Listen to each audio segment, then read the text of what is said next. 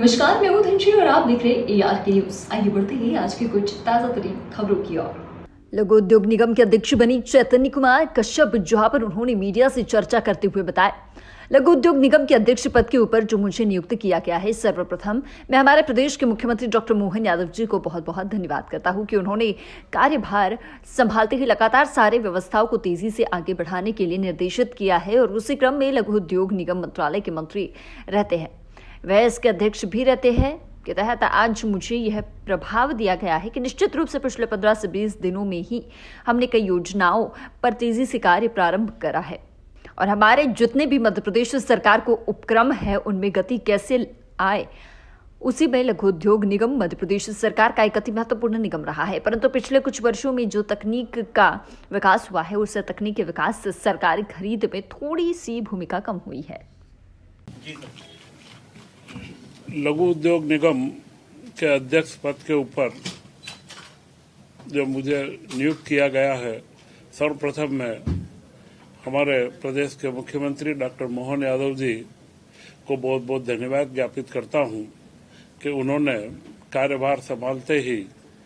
लगातार सारी व्यवस्थाओं को तेजी से आगे बढ़ने के लिए निर्देशित किया है और उसी क्रम में लघु उद्योग निगम जहां अध्यक्ष पद खाली था तो जो MSME मंत्रालय के मंत्री रहते हैं वो इसके पदेन अध्यक्ष भी रहते हैं और उसी के तहत आज मुझे यह प्रभार दिया गया है और निश्चित रूप से पिछले 15-20 दिनों में ही हमने कई योजनाओं पर तेजी से कार्य प्रारंभ करा है और हमारे जितने भी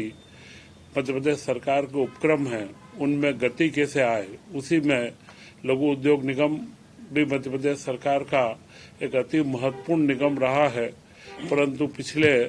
कुछ वर्षों में जो तकनीक का विकास हुआ है, उस तकनीक के विकास से सरकारी खरीद में थोड़ी सी भूमिका कम हुई है। परंतु वापस से हम इस निगम का पुनः मंत्रालय के अंदर भी हमने चिंतन करा है और निश्चित रूप से हम इस निगम को एक नए कलेवर के साथ में उद्योगों की सेवा के लिए और प्रदेश के युवाओं के लिए खास करके हमने फोकस करा है और एक बड़ी अच्छी उपलब्धि हमें पिछले 8 दिन पूर्व ही प्राप्त हुई है, जिसमें देश के अंदर स्टार्टअप का उपक्रम लघु उद्योग निगम ने एक यूनिट के रूप में यहाँ पर चला रखा है और पिछले 3 सालों से 2022 में स्टार्टअप की नीति भी लघु उद्योग निगम ने बना करके और प्रदेश के युवाओं के अवसरों के लिए बनाई थी और उसी का परिणाम ये हुआ कि हम जहाँ चौथी पायदान पर थे, 8 रोज पहले हमें जो अवार्ड मिला है वह लीडर के अंदर तीसरी पायदान पर हम आ गए हैं और निश्चित उसे स्टार्टअप को हम लोग एक नई दिशा के साथ में, नई ऊर्जा के साथ में हम आगे बढ़ाने के लिए प्रयत्नशील है। तो आज जो मैंने पदभार यहाँ पर लिया है,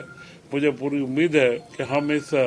निगम के माध्यम से प्रदेश के युवाओं के लिए और लघु उद्योगों को जो भी, क्योंकि मुख्य उद्देश्य इसी का यही था कि प्रदेश के हमारे जो सूक्ष्म मध्यम या लघु उद्योग हैं उनके वस्तुओं को व्यापार के लिए जगह मिले और आज भी वही आवश्यकता हमारे सामने है कि जो हमारे उत्पाद बनते हैं उनको ब्रांडिंग मिले, उनकी ब्रांडिंग की आवश्यकताओं की पूर्ति हो और उनके व्यापार को हम बढ़ाएं। तो निश्चित रूप से इस तरीके के सारे उपक्रमों में जो भी भूमिका हो सकती है वो हम लघु उद्योग निगम की सुनिश्चित करेंगे। मैं पुनः हमारे सभी मीडिया साथियों का बहुत धन्यवाद देता हूं कि वह आज बड़ी अच्छी संख्या में यहाँ उपस्थित है। तो निश्चित यह जो उपक्रम है यह प्रदेश के युवाओं को स्टार्टअप के माध्यम से एक नई दिशा की ओर ले जाएगा और मिक्स हो जाएगा।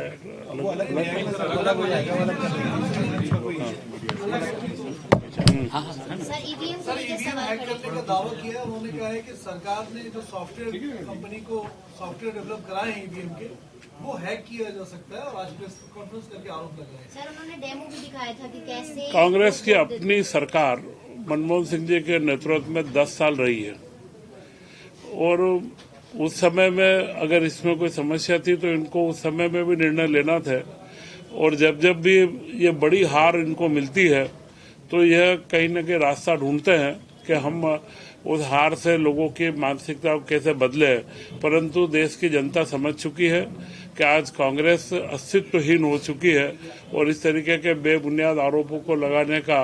एक क्रम उन्होंने बना रखा है। और इस बारे में चुनाव आयोग